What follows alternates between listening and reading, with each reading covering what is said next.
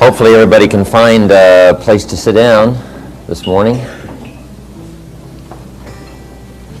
We're going to be spending a couple of days together, and it's nice to see all of you here. I'm sure many of you have come from close by and far away. How many from San Diego? Stand up, San Diego, wherever you are. Let's see San Diego. Hey, San Diego. Fantastic. Nice to see you.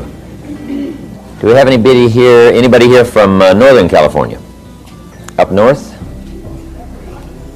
Okay. We do the leadership seminar up north, but sometimes they come from up there, down here. Let's see, who's next?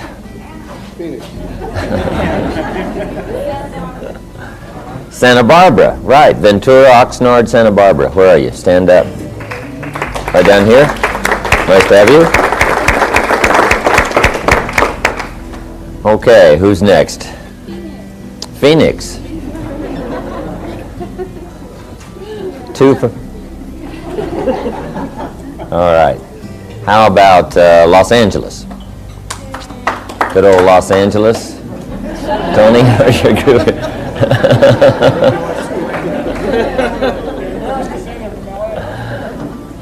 Okay, what's next? Orange County. Hey. Anybody else from some exotic place? Artesia.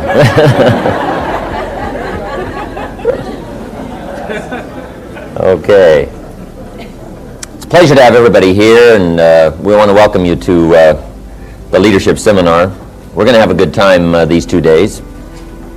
By the way, we're going to take frequent breaks for some of you that have to smoke, whatever. We'll give you a chance to smoke, and then we'll have a chance for us also to stretch a little bit, relax a little bit. We'll take frequent breaks throughout the day. We're going to have lunch probably about 1 o'clock, something like that, so we can put ourselves back together here and sustain ourselves through the day. Then tomorrow we're also starting our class at 8 o'clock. Okay, 8 o'clock Sunday morning, and we'll go till about 5 o'clock today. We'll also go till about 5 o'clock tomorrow. Does everybody have note paper? Did you get your journal after the seminar? You didn't get you a journal? Okay. We're going to talk about journals today and all of the other good things under time management. Let me give you a list of the subjects we're going to cover. First of all, we're going to cover communication. That'll be our first subject today. But I want to welcome everybody here for the 2-day leadership seminar. It's nice to have you. Most of you have probably been to the evening seminar, so you're already fairly well acquainted, I should say, with my story and where I came from and how all of this got started. About 16, 17 years ago, I gave my first public seminar, and fortunately all of you are not in on my first seminar. That first one was not that good, but over the last 16, 17 years I've been doing my best to try to practice and see if I can't get better at sharing my ideas and expressing my feelings about the things at least that helped me to turn my life around. About 4 or 5 years ago, we had some businesses, corporations in California here that invited us to come in and talk about some of the things we've learned in doing business around the world in various countries, human behavior and setting goals and game plans and communication. And we decided to do it. And then after that one got started, we did another one, and it started growing, and we finally decided to make it a product of our company. And so for the last 4 years, we've been doing this 2-day leadership seminar. And I enjoy it. It's a chance to get acquainted. It's a chance to meet people on a little more personal basis. When there's 1,000 people in the evening seminar, it's hard to get acquainted.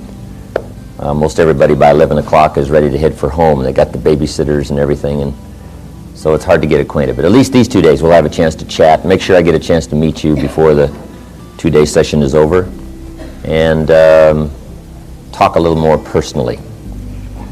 A couple of things I hope that you'll find here in these 2 days. One is sincerity. We really sincerely want to give you a great deal of information that might be helpful for you.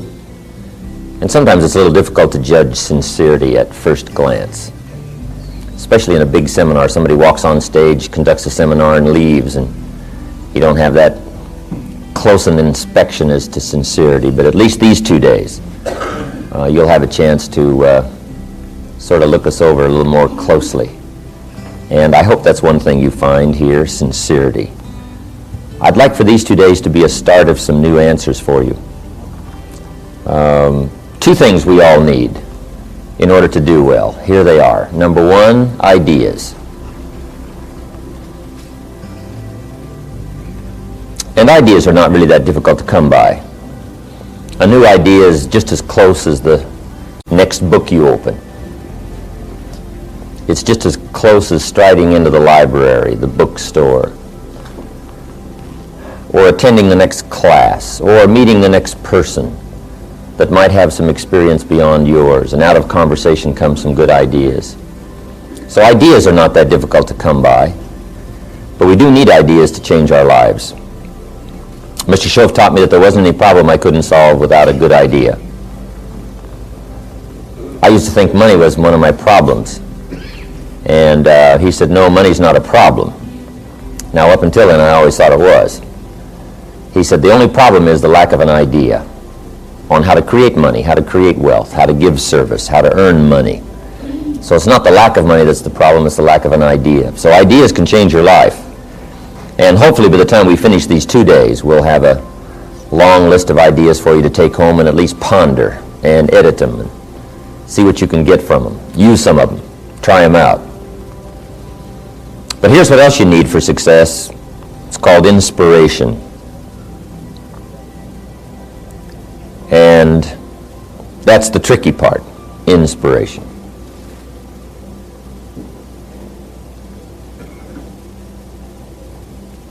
The people who seem to stay totally turned on, all excited about life. They have no problem getting up and generating that zest for the day. Emotional vitality. They're excited about living, excited about working, they're excited about accomplishing. That's unique. And I guess that's what all of us wish for, that kind of inspiration. But that's a good question. Why are some people incredibly turned on about life, and other people find it hard to get going? I don't know. Part of that's a mystery to me. But we do need inspiration, something that drives us. Of course, I guess the basic inspiration. One of my wealthy friends, we asked him one time what drove him to become wealthy, and he said, malnutrition. So I guess that's what you start with, right? Just absolute bare bones necessity will inspire you somewhat to get out there and get the job done. But then if you could find something that would really turn you on, something that really got you going, that's what life is really all about. If you can find something that gives you that incredible high energy zest for living. If I was to wish something for you specially, I think that's what I would wish for you.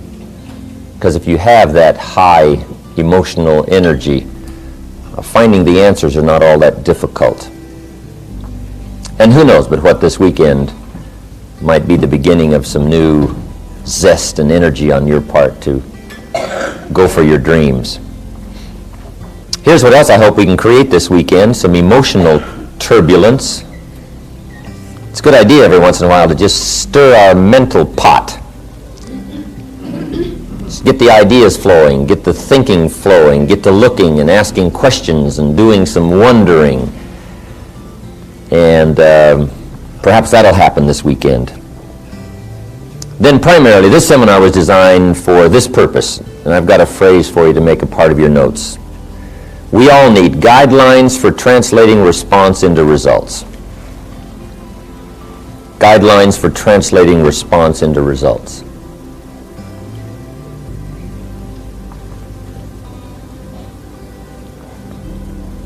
It's one thing to get excited and to respond and say, I want to do well, I'm going to change my life. Now the big question is, how do you do it? And hopefully, these 2 days will generate some thinking on your part on how you can make plans for translating excitement into results. Probably these 2 days, one good question to ask is, why are you here? It might just be a question you'll ponder just for yourself. We're not going to ask you to disclose that to everybody that's here this weekend. But that's a good question to ask yourself. Why are you here? And probably there's a whole variety of reasons why everybody picked these 2 days to come and sit in on some lessons and classes on doing better. Maybe some of you just came here these 2 days to get away, and that's not a bad thing. We used to do this seminar up at the ranch at Clear Lake. We've got 1,600 acres up there and a beautiful lodge, but we can only take care of about 50, 55 people, so we had to move out of the ranch. But it was a good place to get away. We had the horses and the swimming pools and the tennis courts and jacuzzis and a pool table and ping pong and all kinds of stuff. Motorcycles to ride and Jeeps to hit the Jeep trails. And it was kind of a fun weekend to get away. And I think a lot of people just spent their money and came to the weekend seminar just to get away, right? Just to leave everything for a couple of days. And maybe you're just getting away this weekend, I don't know. But if you are, that's okay. For some of you, maybe we've caught you at springtime and you've got something new going and just a little more fine-tuning and you'll have it flying. You'll be off and running, and your new fortune or your second fortune or whatever might already be in view, and all you need is just a bit more inspiration and a few more ideas and away you go. So you've come here full of high anticipation and hope that maybe just one or two more turns and you'll have it going your way. Maybe some of you have come here and it's been sort of drifting along. Maybe it's summertime and you're a little weary with the task of keeping out the bugs and the weeds and whatever else might be attacking your program. That could be. Maybe some of you, we've caught you at wintertime. Maybe some of you are in transition. I've been through a few of those, where I'm letting go of one and looking for the next one, and wondering just exactly what I'm going to do. But wherever we have caught you at this particular time of your life, whether it's wintertime for you or springtime or maybe it's harvest time, maybe you're raking it in and things are going well, and over the last few years you put it together and now you're cashing it in. And maybe this weekend is a celebration for you, I don't know. But whether it's a celebration or whether it's a beginning or whether it's transition or whether it's a serious weekend, for some of you this may be a darn important weekend. And I certainly want to treat it that way.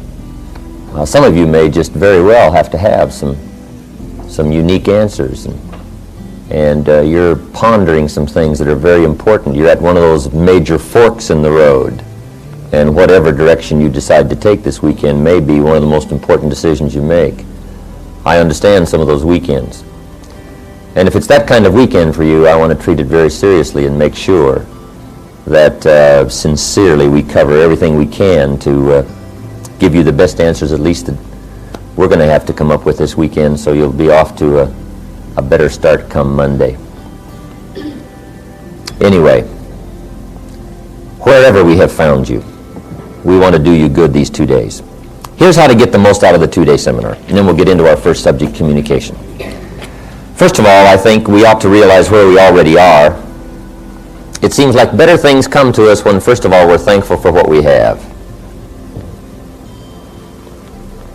And I would say, for the most part, we're all doing fairly well, at least compared to the rest of the world.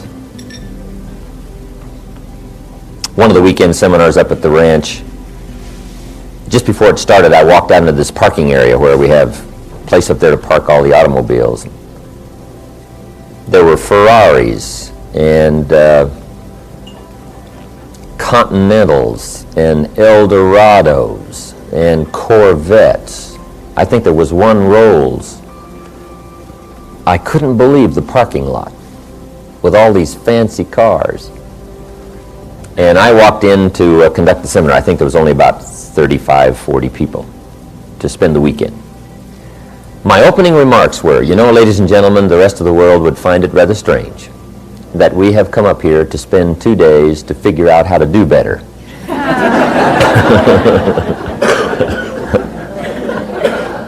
Wow. And could very well probably be said today, right? If we were to take a survey out on the parking area and we walk in here and, you know, have breakfast in style and we're all dressed pretty good and looking pretty good, the rest of the world, the 4.5 other billion people in the world that are probably struggling a lot harder than we are, would find it strange that we're trying to figure out how to do better. But we do have the chance to do well. We have the chance not only to do well for ourselves, but we have the chance to be an influence and to develop leadership for the people we come in contact with. So we do have a chance to do better. And I think when you have the chance, you ought to take it. So, first of all, realize where we are. Second, be thankful for what we already have. Who was it said, I complained about not having any shoes until I met someone who had no feet. So, we should be thankful for what we already have. Then I think to get the best out of the 2 days is be eager to learn.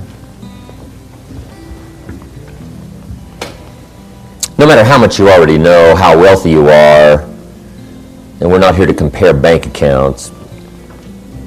Really, no matter how much wealth of information you've already gotten, how successful you are, there's always a chance you could probably learn something else or appreciate someone else's point of view.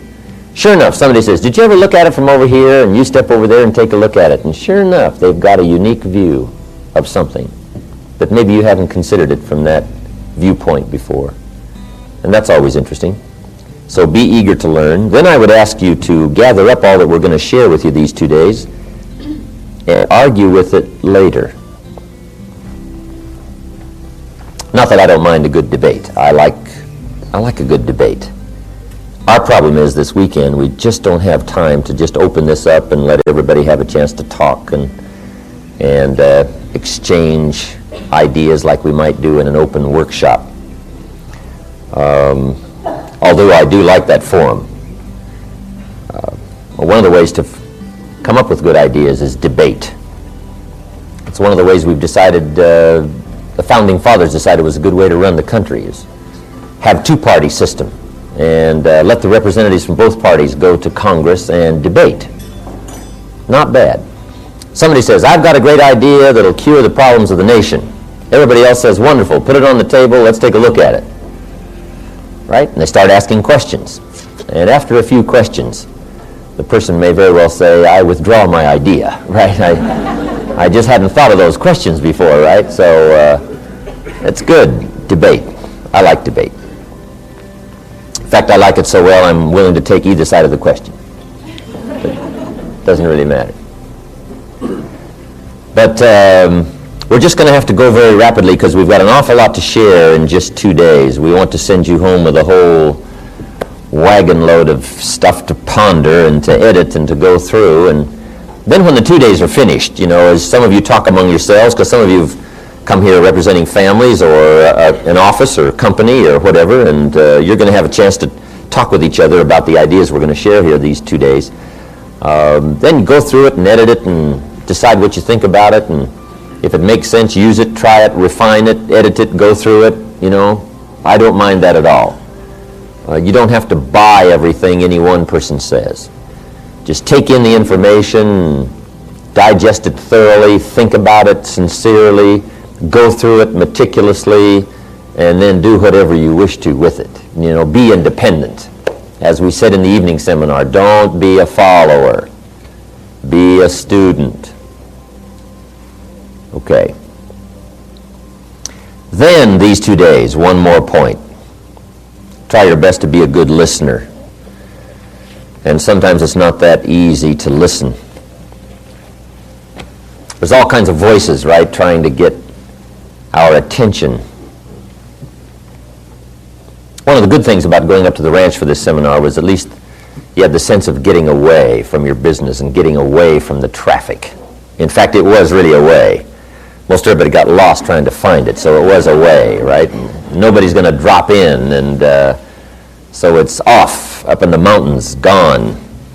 And sometimes in a hotel setting, it's just not that easy to dismiss all the voices that are going on in your mind about family and business and what's happening and what's going to happen and what about Monday and all of that. But do your best to zero in and just set aside the burdens of the day and whatever's happening in your life if you possibly can, and really zero in, become a good listener these 2 days. And we'll move right along and see if we can't load up your notebooks with plenty to ponder by the time we finish. Okay, let's now get into our first subject called communication. If there's one skill to develop, as well as any other, this is probably one of the major ones, communication. And by the way, I've got a theme for this seminar for these 2 days. The evening seminar, the theme was, the major key to your better future is you. I've changed it just a little to read, the magic key to your better future is you. There's magic in a smile. There's magic in a handshake. There's magic in human contact. There's magic in believing. In fact, that's a good book if you haven't got it. Add it to your library. The Magic of Believing by Bristol. Good book. Anyway, hopefully these 2 days we'll talk a little bit more and maybe discover some more of the magic of human contact, human ability, human potential. And communication is one of those major skills to develop. See if you can't find the magic within you that can reach other people. How to affect other people with words. Major challenge. To get your ideas across, to get people to understand what you're trying to say, get them to understand how you feel. And at first, words are a bit clumsy when it comes to trying to express an emotion or an idea or a feeling, but if you'll practice it, and especially if you know the components of good communication, it'll really start to help. I heard the story about the preacher in the backcountry down in the southern part of the United States was taking over this little country church for the first time, and he was up preaching his first sermon. And he said, congregation, first of all, this church has got to crawl. And in order for this church to crawl, everybody's got to show up and do their Christian duty. And if everybody will show up and do their Christian duty, this church can begin to crawl. And the congregation understood what the preacher said, and they all responded, let it crawl, preacher, let it crawl. He said, next, this church has got to get up and walk. In order for this church to walk, everybody has got to tell their Christian story and try to win somebody else. And if everybody will tell their story, try to win someone else, this church can begin to walk. And the congregation understood what the preacher said, and they all responded, let it walk, preacher, let it walk.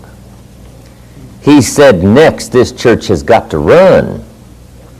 And in order for this church to run, everybody has got to divide up, serve on the committees, and do the work of the church. And if everybody will divide up, serve on the committees, do the work of the church, this church can begin to run. And they all understood what the preacher said, and they responded, let it run, preacher, let it run. He said, finally, this church has got to fly. And in order for this church to fly, everybody has got to reach down deep and give some of their cash. And if everybody will reach deep and give a portion of their cash, this church can begin to fly. And they all understood what the preacher said, and they responded, let it walk, preacher, let it walk.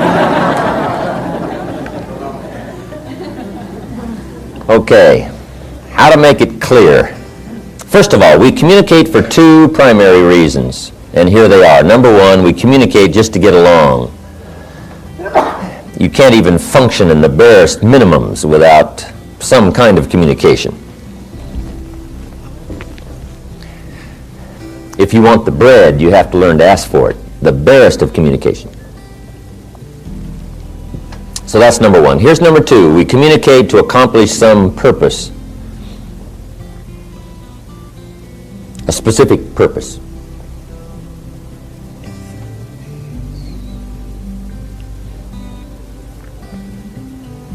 Now, communication starts from somewhere, and for you, communication starts with you.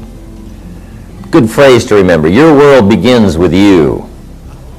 This is not to be self-centered, but your world is around you, your own consciousness and your own awareness. And so for things to work well, first of all, it's got to work well with you.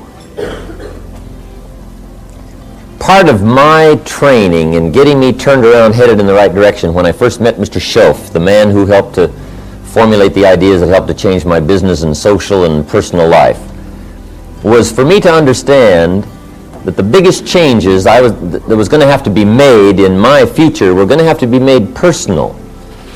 I kept hoping the weather would change, and the government would change, and prices would change, and my neighbors would change, and the people would change, and my friends would change, and that the economy would change, and that the country's direction would change. I kept waiting for change all around. And then he's the one who taught me. What changes your world is not wishing for change. What changes your world is changing. You've got to change. And sure enough, As a Man Thinketh, a book by James Allen, there's a little phrase in there that says, humans are rather strange. We curse the effect and nourish the cause. We want it to change, but we don't want to change. Interesting. The guy puts sand in his shoes and he can hardly walk. And you say, well, how can you walk with that sand in your shoes? The guy says, I can hardly walk. You say, well, why do you do that? I said, I don't know. I've just been doing it for years. Incredible. The guy puts tacks in his bed and he can hardly sleep. You say, well, how can you sleep with all those tacks in your bed? The guy says, I can hardly sleep. You say, well, why would you do that? He said, I don't know. It's been in the family for years. I mean, we just do things like that. Interesting why we would wish for it to change, hoping it will change, but resisting change. Now, once you understand that all of it starts with you, now you can start making some incredible progress. And good communication with you, for you, that happens to you, the great majority of it starts with you. Now, here's a good phrase to remember. You cannot speak that which you do not know. First of all, you've got to have it before you can speak it, before you can share it. So good communication starts with an awareness that, first of all, to get a good communication going with anybody, it's got to start with some substance on your part. Now, how to consciously grow and build the substance from where communication comes from, that is the key. It's like, first of all, making deposits. You can't withdraw anything till you put something in. We all need to be consciously aware every day of gathering up the ideas, the inspiration, the feelings that we're going to use for future communication. Future meaning maybe in the next 5 minutes, but maybe the next 5 days, 5 weeks, 5 months, 5 years. Consciously aware. It is not that difficult for the years to pass and to not be conscious of what's happening in the way of demands or what's going to come in the way of opportunity for you, and just drift along and not be much further ahead a year from now than you are right now, simply because you just let the days pass. But if you have a conscious awareness of what it takes to effectively affect other people, to get your ideas across, to get decisions, to express your feelings and your opinions, once you do that deliberately and consciously and daily and consistently, now that's what starts your own personal development. Let me give you 4 key words to be aware of that will help you in putting together a conscious awareness program of developing a source of communication, making these deposits. See, when you talk, you want a verbal check that'll cash. When you speak, you want to speak from something that's there. an awareness that's there, a feeling that's there. And to create this foundation or this reservoir or this deposit or this account from which you can talk, let me give you 4 words that will help you to do that. Here's the first one. Develop an interest. The first word is interest. Develop an interest in 2 primary things, life and people.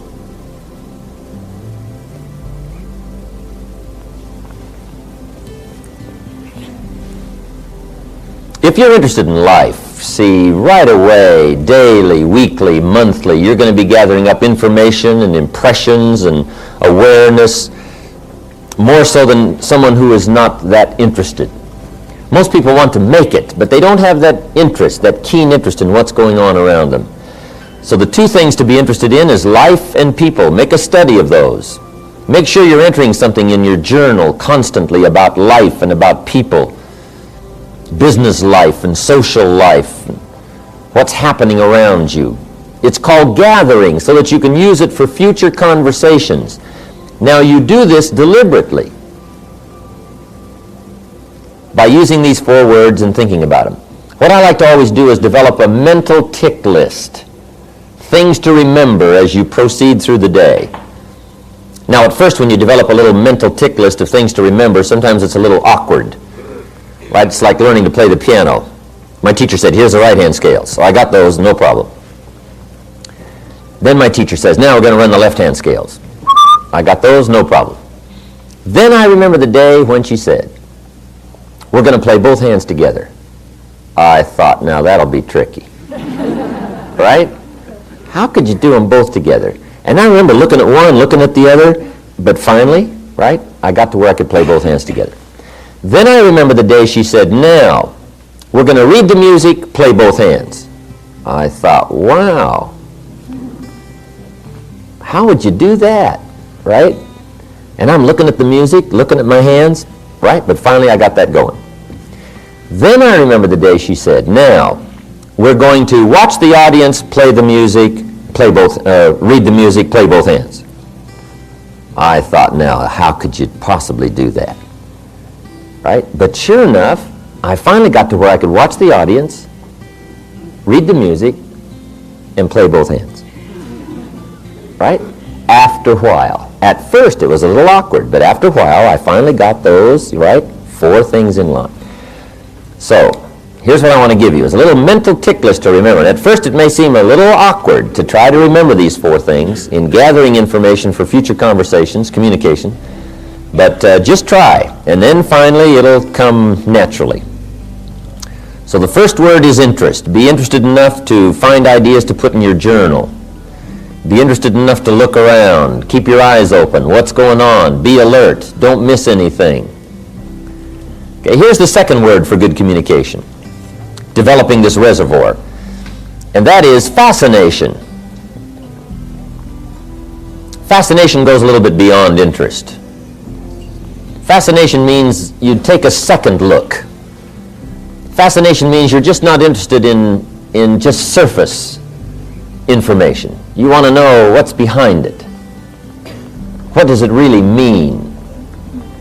So if you really want to develop this reservoir of information for future conversations, you've got to be fascinated with life, fascinated with stories, fascinated with human behavior. Why do people act like they act? Why do they do what they do? Now also be interested and fascinated with your own life.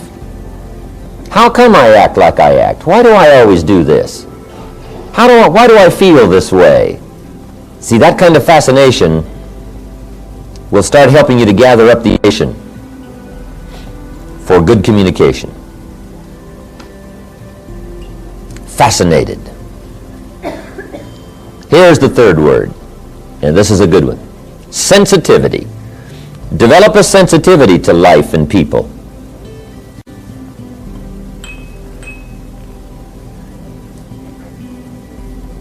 Let what's happening during the day touch you. Let it affect you.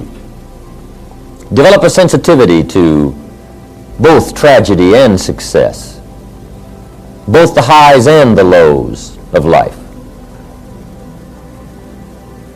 A sensitivity to people's feelings, a sensitivity to the complexity of life as well as the simplicity of life. How people are different and yet so much the same. A sensitivity to people's beliefs, the way they look at things.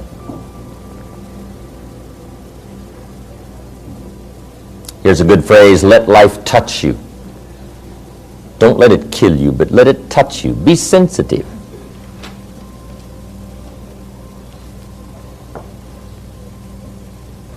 When Judy and I were married, I'll never forget, we got back from Europe. One time we were staying at the Waldorf Astoria in New York. It was about Christmas time, I don't know, the 20th of December, something like that. And we decided to rent a car and drive out to Long Island. Judy had never been to Long Island. Judy was raised in the Midwest, farm country too. And on the way out to Long Island, Judy had never been to Harlem. So we left the hotel, and not very far away from the Waldorf Astoria is Harlem. I will never forget the look on Judy's face as we drove through Harlem. Incredible. It was the 20th of December, but in Harlem there was not one sign of Christmas. There was not one Christmas light. There was not one Christmas tree. There was not one wreath on any door. There was not one strand of tinsel. No sign of Christmas in Harlem on the 20th of December. And yet a few blocks away on Fifth Avenue and Park Avenue in New York and Rockefeller Center, there's the big blazing Christmas tree, and the ice skaters are skating, and the chestnuts are roasting, and right, the shops are full of clothes, and the shoppers are shopping, and there's this feeling of wealth and affluence, and a few blocks away is Harlem. Incredible. Judy talked about that experience for a long time after that, the impact it made on her. Harlem, and the incredible contrast in people's lives, from the wealthy to the poor, from the advantaged to the disadvantaged. It really affected her. But see, you want to be affected by life. Let it touch you. Let it reach you. When I lived in Northern California, 2 or 3 times a year, I would go to San Francisco, the Tenderloin district, down at what's known as the bottom of the world. Just go spend a day and see what it's like on the other side of life. Walk the streets where the lonely walk and talk to them. Find out their stories. Go eat where they eat. Visit with them for a while. It's an incredible experience. Because I was raised fairly well, I've never had any tragedy in my life, so I really don't know what it's like. But it's good to have a view and a look. You don't have to go live in poverty, but you got to be aware of it. You got to know about it. You got to be sensitive to it. Man, I got to know there Frank. Frank runs a bar in the Tenderloin in San Francisco. What an incredible place. You wouldn't believe it. Frank sees more tragedy in a week than most people see in a lifetime. Incredible. I'm visiting with him there one day. He said, Jim, see that lady sitting over there at the bar? I said, yes. He said, that's Cookie. He said, how old do you think she is? And I said, I don't know. She looks about 45. He said, she's 25. I said, wow. Cookie used to be a go-go dancer.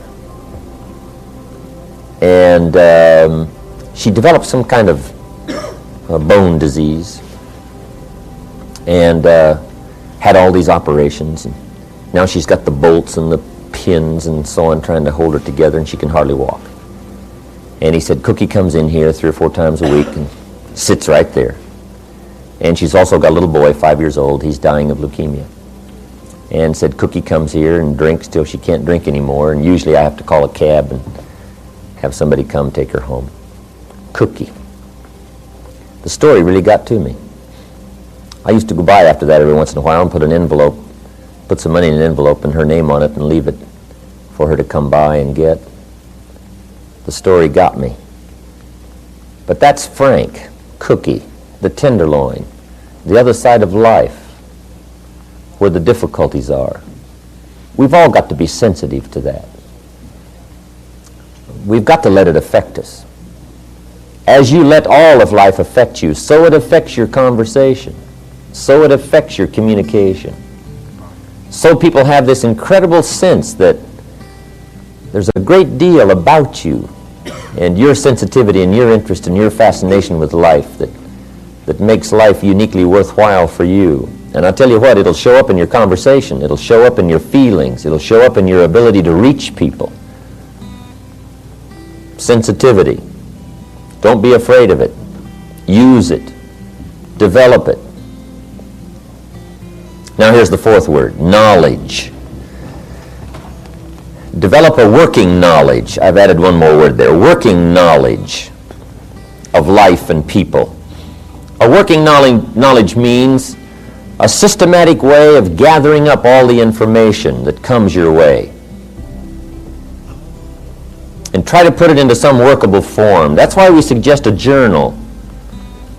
You just got to have a daily journal to record the ideas and the impressions and the feelings and the things that come your way, so that you'll have this working knowledge, this depth of awareness.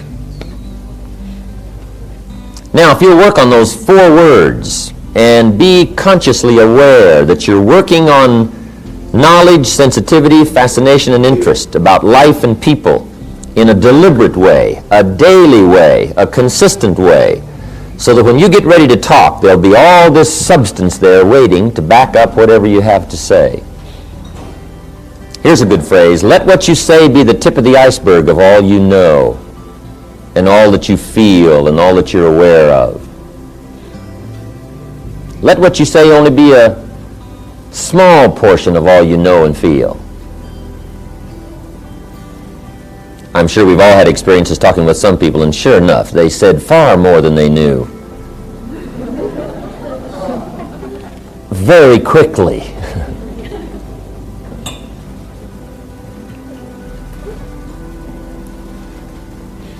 All right.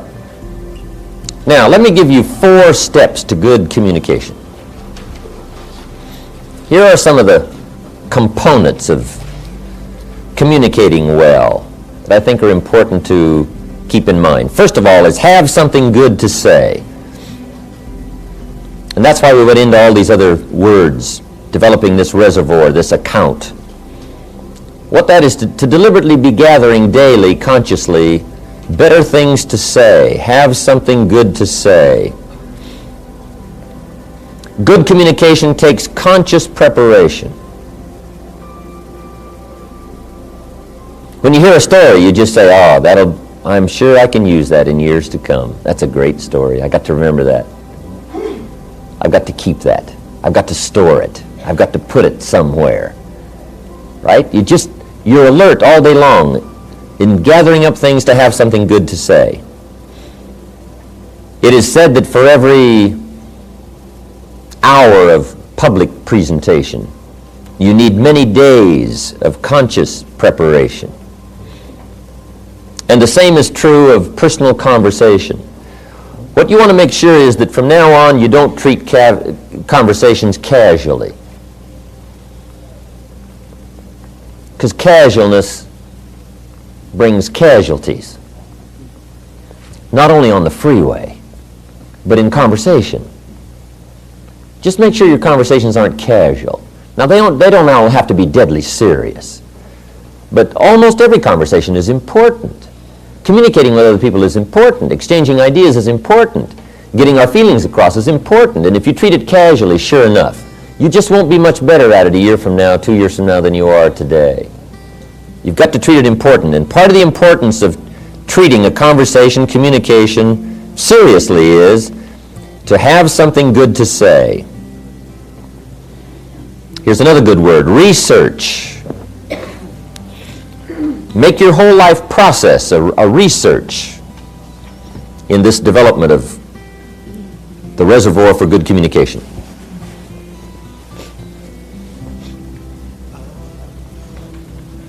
Now, if you've got a speech to make, or you're going to have a family council, or you're going to get together with somebody and you've got something important you're going to have to get across. Now, let me give you a good advice. Get ready for it. And sometimes getting ready is a matter of several days of taking some time throughout the day to get ready to get ready. However, if you're going to talk with somebody, we all need to develop a sort of a quick mindset of getting ready to talk to somebody.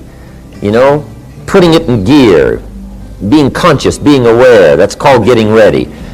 But this whole process of getting ready to have something good to say is very important. Research. This is where your library comes in. We'll talk a little bit more about that under personal development. Library. Your journals. Taking notes. Capturing feelings and ideas. That's how you have something good to say. You do it deliberately, consciously.